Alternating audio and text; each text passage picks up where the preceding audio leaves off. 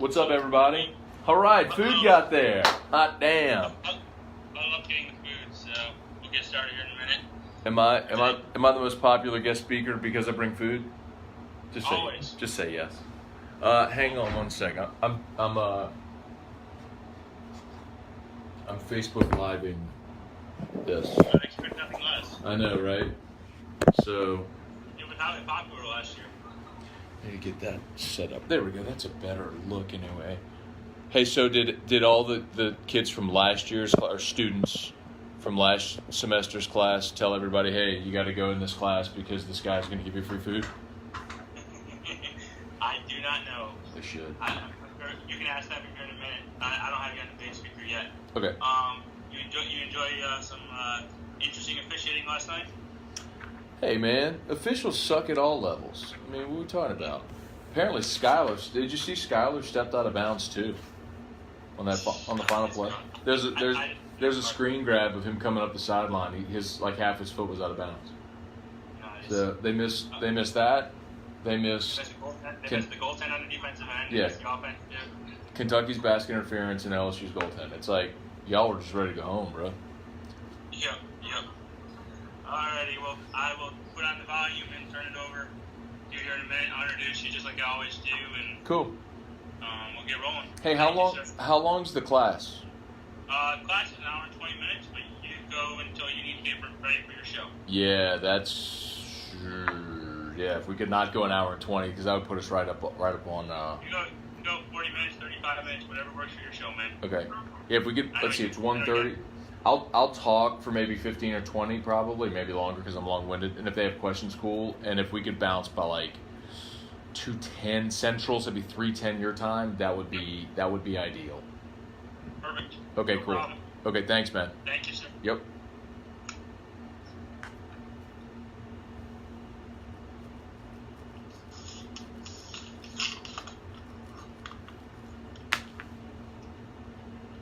All right, so you see some people, Matt? Yeah. What's up, everybody? Let's see if I can get the screen right back here. Does that guy have LSU stuff on? Is that an LSU hat? Yeah. It is an LSU hat. Got a Yankees shirt and an LSU hat. That's my guy. Yeah, you win the prize today. I don't know what the prize is going to be, but you win it. The prize is pizza.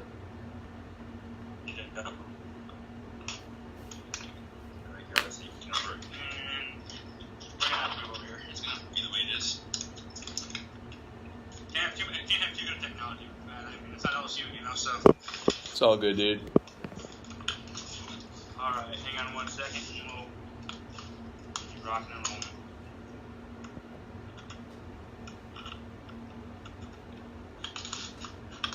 Can they hear me yet? Yes, they can. Hey, is pepperoni good? Should I get pepperoni or pepperoni and cheese or something different? Thumbs up if pepperoni only is good. Thumbs up, is a piece of good. All right. That's no help. Like 2 people actually responded. I need. Do you remember the email I sent out to everybody that you have to be participatory here? That you provide out? Alright. So today it is my dear pleasure to bring one of my very good friends. I got to know Matt when I was at LSU teaching. I happened to reach out. I've been listening to his show since I first moved to Baton Rouge in 2010. About 4 months or 5 months after he started that show, or a year or so after he started after the review. And he was, I'd asked him to come in and speak to class. And this is a great example of how social media can provide you immense power. He said he sent him an email. We set up an email conversation. We worked out a time. And he has spoken to way too many of my classes now over the course of time. And yet he still keeps coming back. So I appreciate it. Now he provides food. I mean, this is like a win-win for my students. So he learned. I'll let him tell the story. Probably learned that lesson. But Matt has a really cool story, really cool history in the communications world. He can tell you about his time on BBC when he was broadcasting from Hurricane Katrina, all the way to what he does now, and some other great stories in between. Matt is also has a very, if you go follow his Facebook feed, you'll see a lot of his son, Drew. Drew is a great historian and a joy to follow every morning. And you'll also see that if you go on his Facebook page or Twitter page or any number of things, that Matt has diversified his ability to communicate. So I'll let Matt talk about all those things today. Thanks again, Matt, for coming and speaking. I know these are not your LSU type of people that you're used to talking to, so I appreciate it. You know, these guys are Bills and Sabres fans, and got some Yankees people in here. I mean, that's more your people, Yankees, but the rest I can't drink. I can dig the Yankee fans for sure. My pleasure. Appreciate y'all for having me. Everybody's good?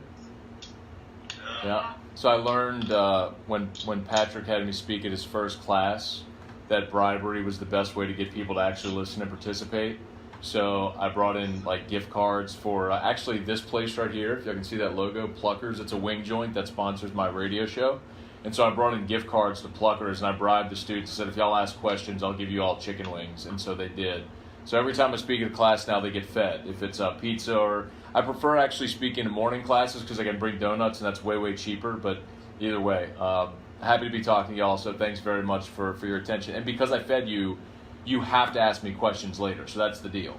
So enjoy your pizza. But like if I don't get at least like 5 or 6 questions, then you're all going to have to refund me for the pizza. How about that? Okay, not really. Yeah, so my background, if I was giving you just context of who I am and what I do, I host a sports talk radio show based out of Baton Rouge, and I'm syndicated all over the state of Louisiana and on television as well, getting into all that. But my background, I was born in New Orleans, grew up in Baton Rouge, I went to high school in Baton Rouge. From there, just sort of my thumbnail sketch, spent a year at Holy Cross College in South Bend, Indiana. So I lived with, for a year, what you all are living with now, which is like feet of snow and final exams being canceled and negative temperatures. And I did 1 year of that and said, this sucks. I'm going back home where the weather's nice and I enjoy the football and the food. So I call it the F's and the W's. I said the football, the food, the women, and the weather, and not necessarily in that order, were reasons that I came back home, and I enjoyed it a lot. So, but I enrolled at LSU, and it was the best decision ever made because I got into LSU's journalism school and started on my career path, which is where I am now.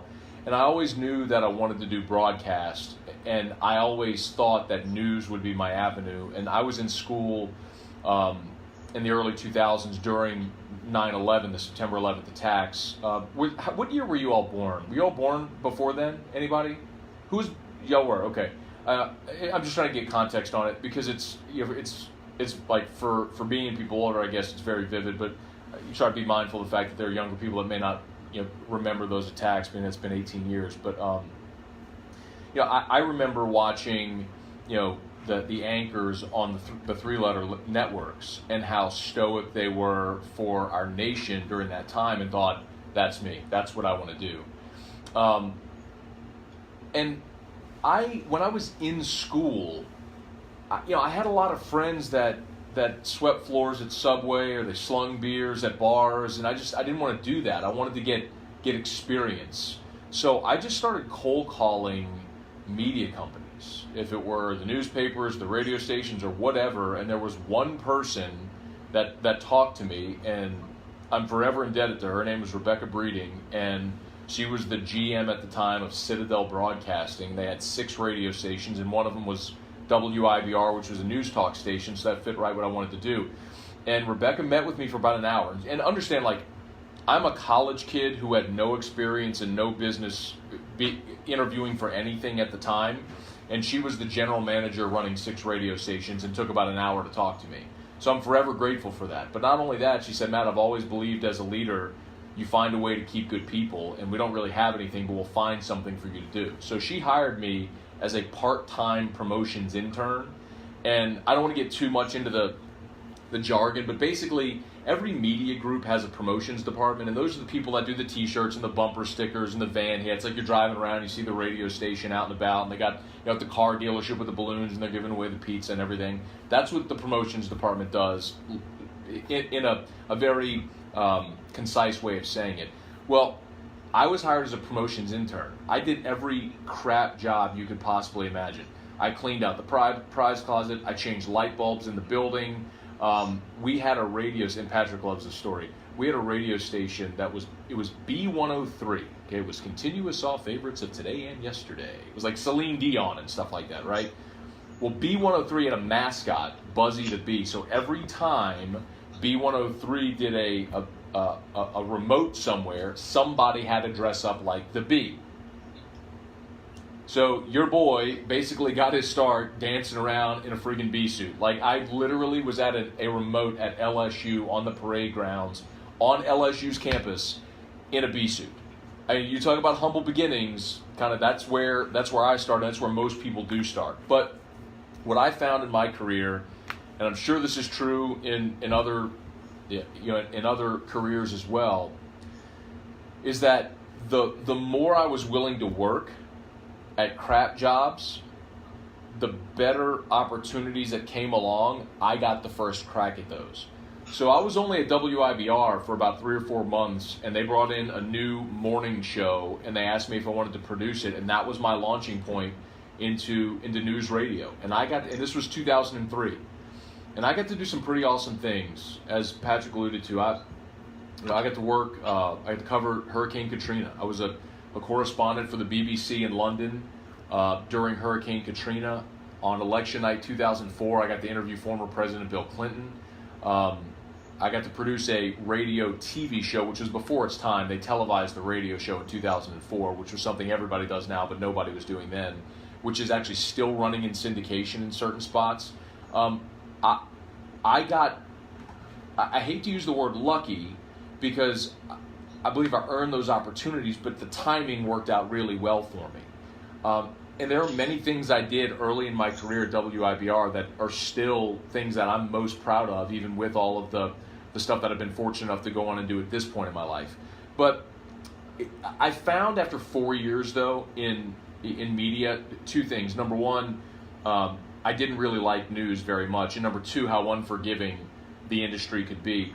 Our radio station worked after Hurricane Katrina. We worked wall to wall for 16 days. Literally did not go to a national feed ever. And I don't know if you all know how radio works, but you have some local talent, and then you have some national syndicated feeds so you're not staffing a radio station. Basically, the station is running on autopilot, on automation, with a feed coming in nationally. For 16 straight days, nobody ever was off.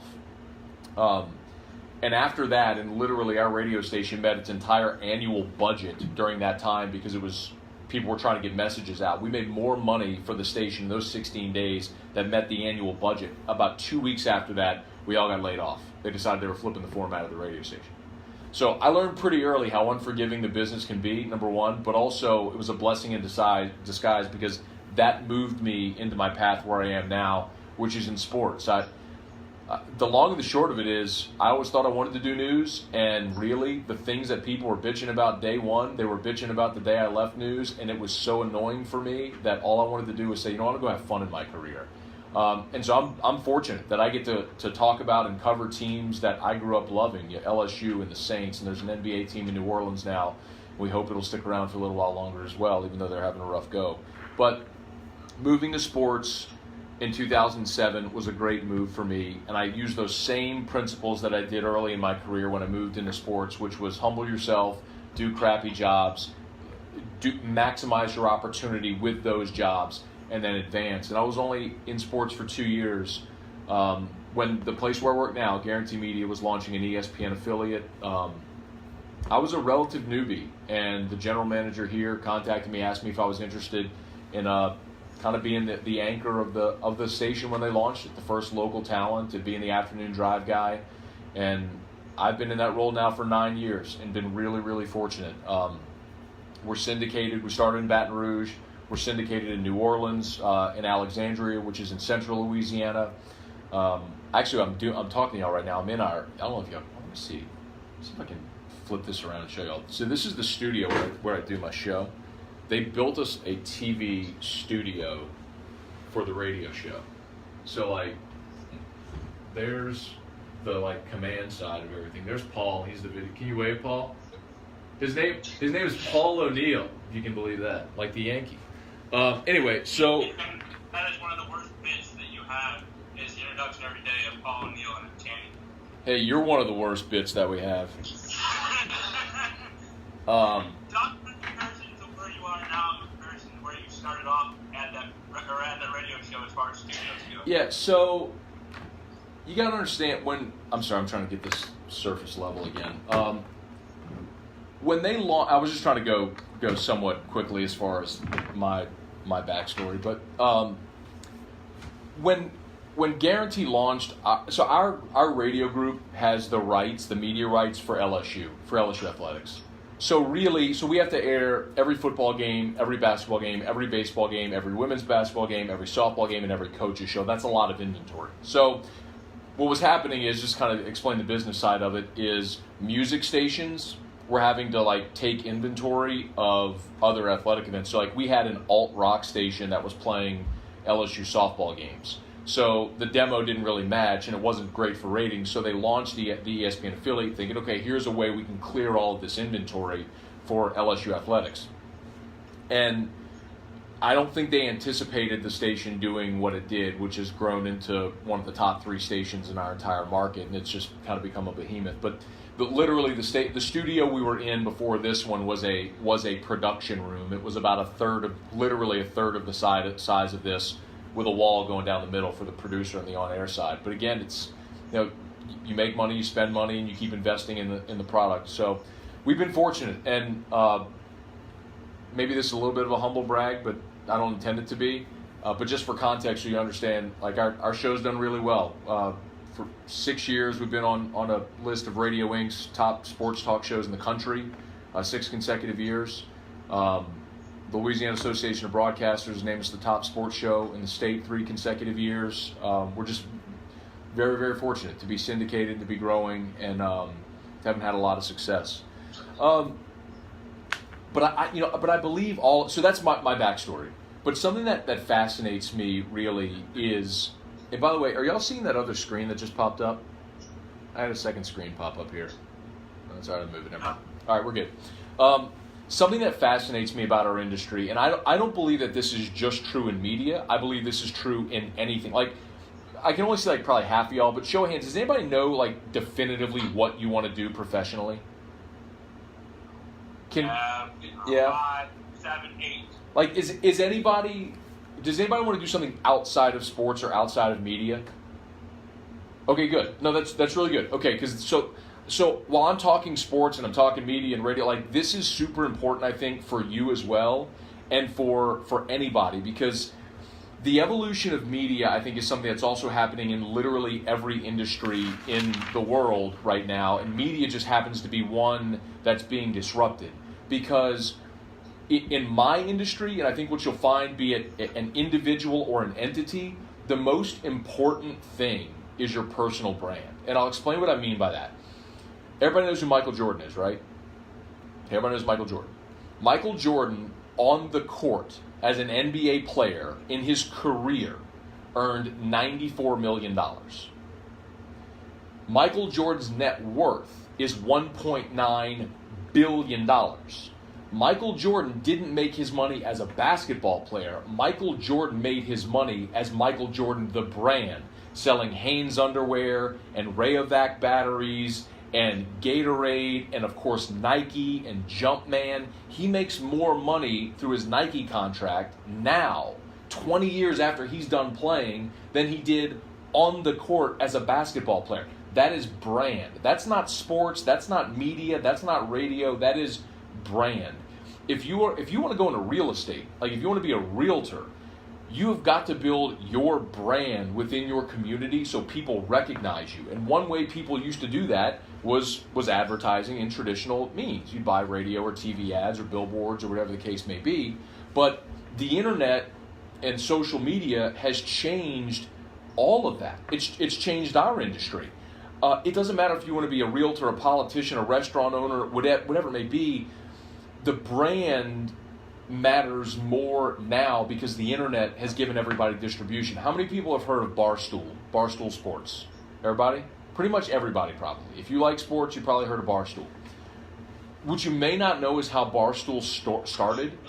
Barstool started as a print publication in Boston in 2003. Just a bunch of guys that didn't really think that there was a publication that sort of met their needs, like what they wanted a publication to be. They, of course, went digital. Barstool today is worth $100 million. It got bought out, went public. Barstool Sports is worth $100 million. That's brand, and that has nothing to do with ESPN or NBC or CBS or Fox. They didn't get picked up by a network. They created something, built their brand, and let the market decide. And the market said, we really like what you're doing, and now that's worth 9 figures. Like, those guys can go live on a beach somewhere for the rest of their lives, all because they created something that they felt there was a need, built the brand around it, and monetized it. And it's something that can be done anywhere. How many of you watch TV traditionally? Like, I mean, I don't mean sports or the Grammys or the Oscars, so take those out. I mean, like, last night, Tuesday night, you're watching your favorite show at 7 o'clock on NBC.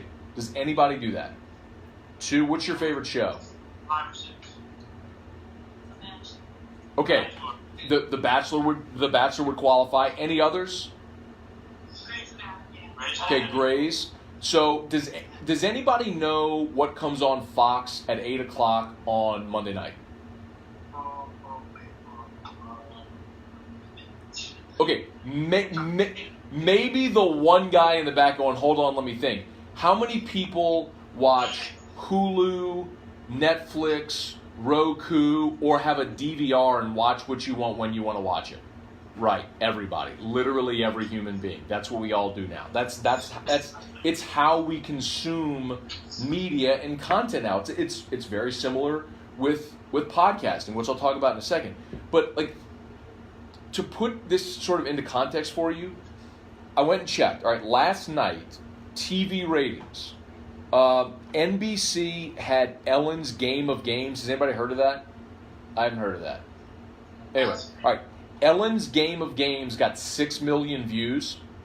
The most recent Odell Beckham Instagram video, it's a mashup of him dancing to Cardi B, got 5.1 million views.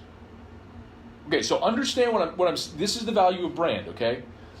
NBC spent gobs of money to pay Ellen, to build her a set, no doubt to have prizes for the games, to pay production assistants, cameramen, to actually have the technology, the cameras, the editing software, all of that, all of the overhead NBC had, and they had 6 million views.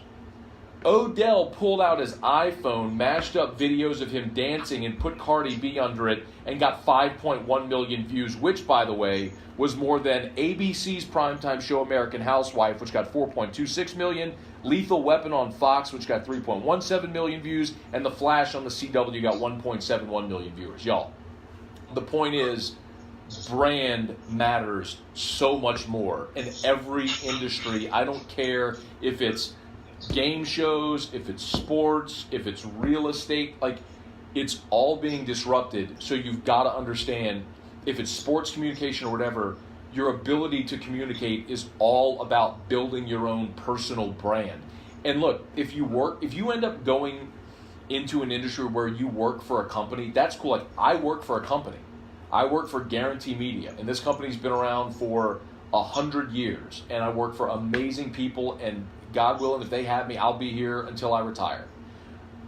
But I also got to understand that the way for me to bring value to this company in the changing world of media and my industry is by building my brand. Because the reality is, there's a lot of people that listen to terrestrial radio from 3 until 6 p.m. when I'm on air. There's also a lot of people that work during that time that will listen to my show on podcast, or will go back and watch my show because we archive the video of all of our shows Netflix style so people can watch when they want to watch it. I don't care if people listen to me live. I don't care if they listen on podcast. I don't care if they watch me live on cable, if they watch me live on our digital stream, if they go back and watch on demand on our app, however they want. as long as they continue consuming the content, that's all that matters. It's the attention that you're after. And that's true again in every industry. Like, so for me, it's all about understanding, how do I continue to build that personal brand so you have the funnel effect, right? It's like, if all you're after is attention so you can throw it into the funnel to bring your audience back in and engage with them, like, that's the ultimate goal. So every morning when I wake up, I fire up a Facebook Live and I do a Facebook show called Morning Scone. I have a daily email that goes out. It's absolutely free. It's the Morning Scone daily email. It's links that comes to people's inbox every morning. Every day I do a daily LSU podcast called the Locked On LSU Podcast. Why? Because some people don't want to listen to a 3-hour radio show. Some people may only want 20 minutes while they're on the treadmill. Well, there you go. I write for Gridiron Now. I write for the Action Network. The reason is because there's some people who like to read. Some people prefer to watch content. Some people prefer to listen to content. Some people prefer to read content. So you got to give your audience options to consume in multiple different platforms. I will never, if I'm able, ever turn down an interview.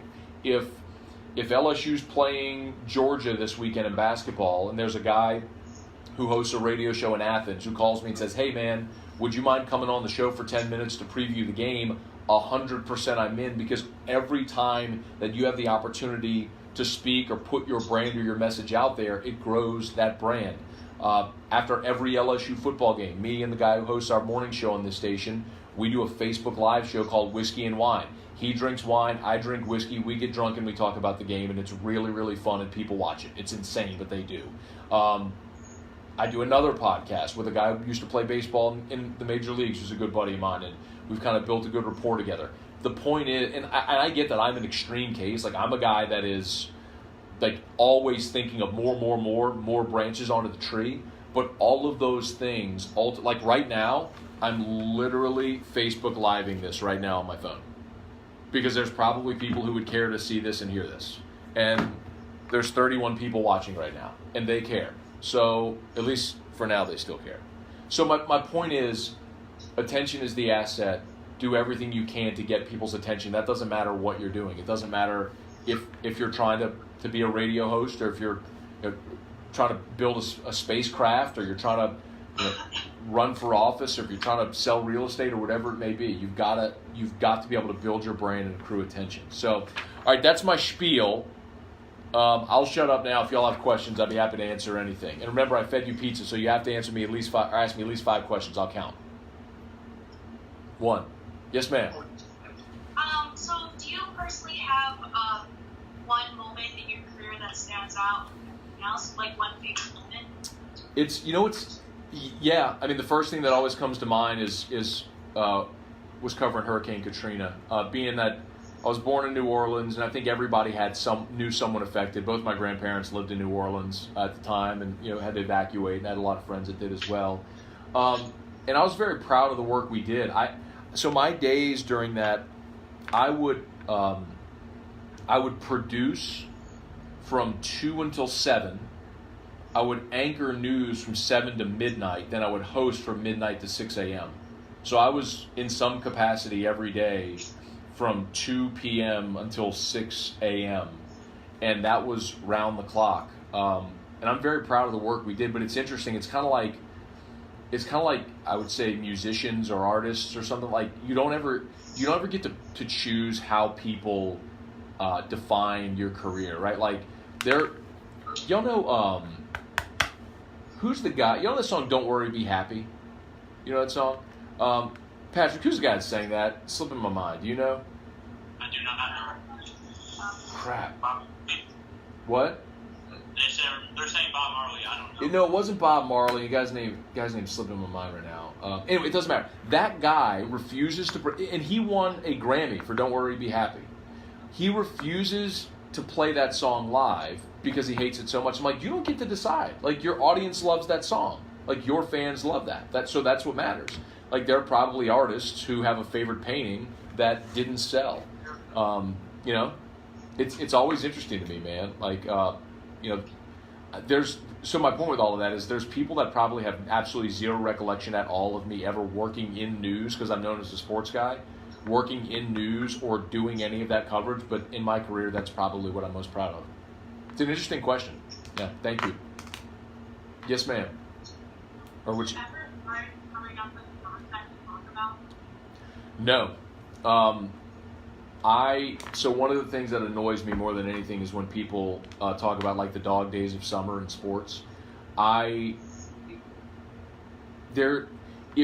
you are willing, so look, some days are easier than others. There's no question.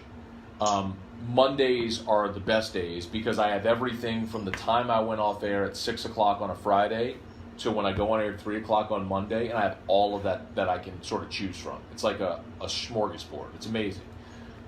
Some days are tougher than others, but if you actually work to dig and to find interesting angles and topics that your audience would find interesting, or interesting guests or newsmakers to come on and talk about certain topics, it's always there.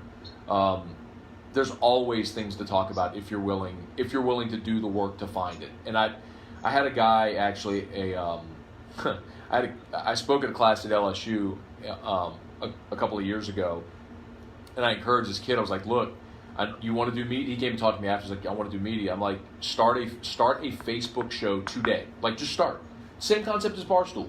Just start. Nobody's going to watch it ever, like the first day or the first year or two. It doesn't matter. But start so you can start getting reps and start putting things, on camera and getting used to doing it. And he said, oh, what am I going to talk about?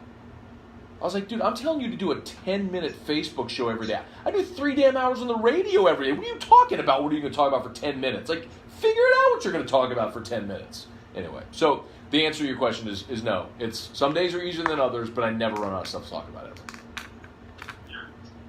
Are there what's the biggest challenges in this career?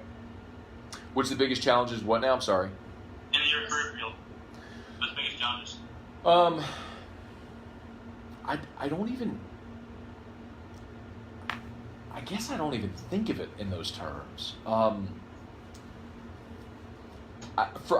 tell you, for me, being that I'm in Baton Rouge, I think I get typecast sometimes. People will assume small market guy, probably not talented or worth doing a show. If I reach out to, let's say I wanted to get a big national guest on my show, they may take the call from the guy in Houston because that's a top 5 market. They'd ignore the guy in Baton Rouge. When in reality, my show in aggregate could have a bigger audience than the 5th sports station in Houston. My audience kind of blankets the whole state of Louisiana, and will have a total, cumulative larger audience than that. But because that's Houston and this is Baton Rouge, I might get turned down. I would say that's definitely a hurdle that I have to climb, but that's not an excuse. You just you chip away, and so much of that is building relationships to where you can call on people. I feel like I've done a good job of that. We are an ESPN affiliate, so I feel like I've done a really good job at cultivating relationships with a lot of the executives at ESPN. So whenever I need something like that, if I could call on a favor, I could call it in and they'll be like, all right, we need you to help Matt out, that sort of thing. But I'd say that's probably the biggest challenge that I have. My question was, what is your favorite way to brand yourself? Because you were saying that you do podcasts, you do Facebook Live, you do the Whiskey and Wine things. What's your favorite way? Yeah. Which one do you prefer to do? I love my radio show. I love spoken word. I love theater of the mind that radio provides. But it goes back to the first question a bit ago where I don't really get to decide. The audience, the market, it's like anything. The market gets to decide. The market gets to decide what's good.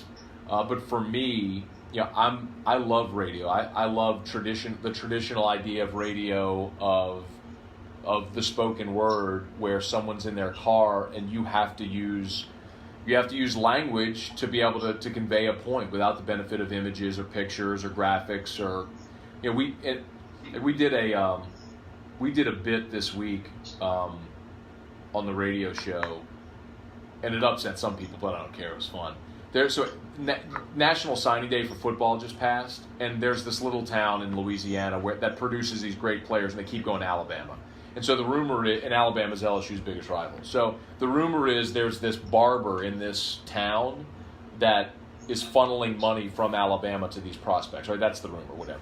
So we got one of the TV investigative, like the guy who's like the TV investigative reporter in town, to voice an investigative report, and we used sound bites from like the barbershop scene in Coming to America and from the movie Barbershop. And so like we put together this whole bit around like the idea of this bag man paying Alabama players.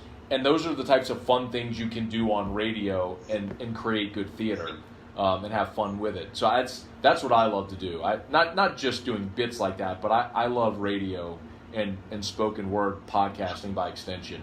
But so many people would prefer to watch. They want the visual element. So you have to give it to them as well.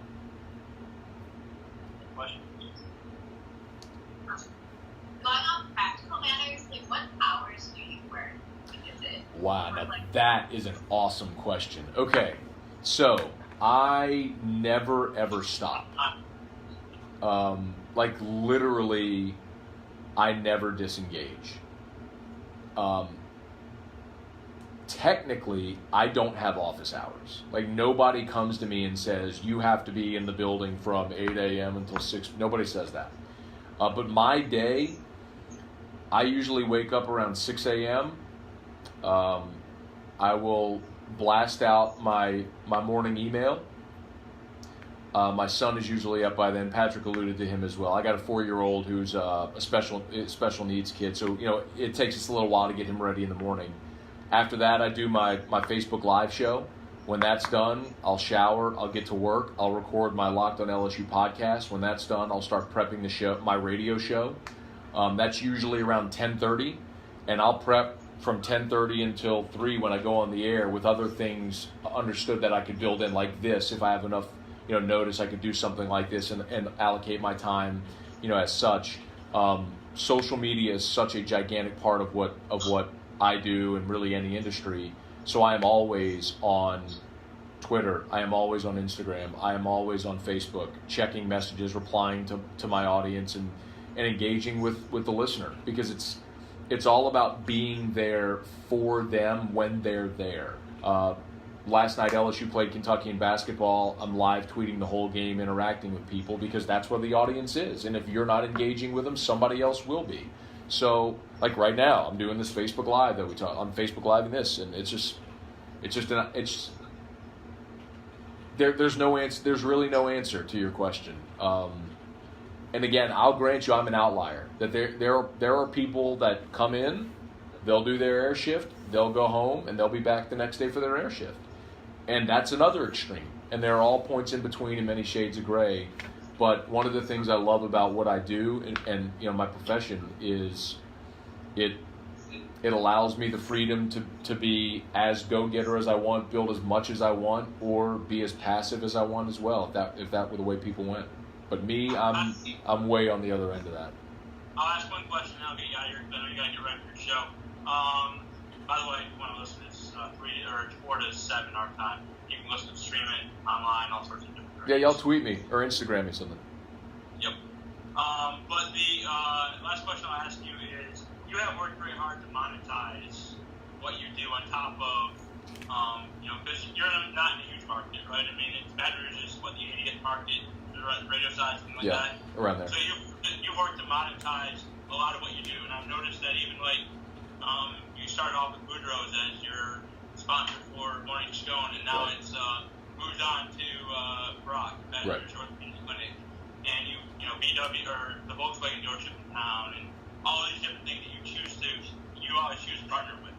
How do you go about doing that, and why are you careful about who you choose, or are you kind of more just kind of accept what comes, or how do you go about that? So when I first launched the radio show 9 years ago, it was more of, if anybody wanted to spend money, you sort of took it, just candidly. I am fortunate now that the show's had a lot of success that I can be a lot more selective. And there's certain things I won't do. I would never endorse a gentleman's club. There are certain restaurants that have a certain, image that I would never endorse. I got offered to do male enhancement endorsements. Wasn't going to do that. You know, but again, that goes back to brand. You know, and it's not to say that nobody should, but it's what do you want your brand to be? So, and I believe that in certain instances, if you pass on short-term financial gain for in favor of a better long-term option, that's going to be a net win for you. So like the companies that I've chosen to endorse, and there's probably about 20 of them now, if I added them all together, so many of them have been with me and with my show for almost a decade now. And they keep renewing and they never go anywhere because I think the audience understands, like, I only endorse products and businesses that I use. Like, I drive a Volkswagen. The realtor I endorse sold my house. I eat at Pluckers often. You know, the sushi place I endorse has a roll named after me. I love the place. I love the family. When I bought my house, I financed with the mortgage company that I endorse. You build those relationships and it's authentic, then it's easy to endorse them. And you also believe wholeheartedly in the people that you're sending your audience to these people, and they're going to have a good experience with them. So I do think that's important. But that goes back to the question of brand. It's all under that umbrella. You know, what do you want your brand to look like? I think that's important. All right, Matt. Thank you so very much. Wait, I got a question. Okay, Yeah. one more question. Yeah, I'm watching it live right now, so can I get a shout out? I commented and everything. So, my name is Andrew Santiago, and I added you on Instagram, so can you give me a shout out too? Hang on. Because you got 4K, so yeah. Be an influencer now. Let's see. That Andrew Santiago? Oh, there you are. Andrew Santiago, give me a shout out. I'm in your class presenting right now. Andrew, work hard in school, get good grades, don't screw it up, man. How about that? Y'all go follow Andrew on what's your IG? Put that out there. Are you on Twitter? Hey, wait, is he on Twitter or no? No. Then get on Twitter and tweet at me, and I'll interact with you there because I got it's interesting, sports media. Twitter is where people go to break news, so I just naturally have a much bigger following on Twitter than any other social platform, Twitter and Facebook. But yeah, dude, start a Twitter account, tweet at me, and I'll retweet you and tell people to go follow you. All right. Take a picture of the snow or something people might care to see. Thank you very much, man. I always appreciate it. You got it. All right, guys, y'all have a great day. See y'all.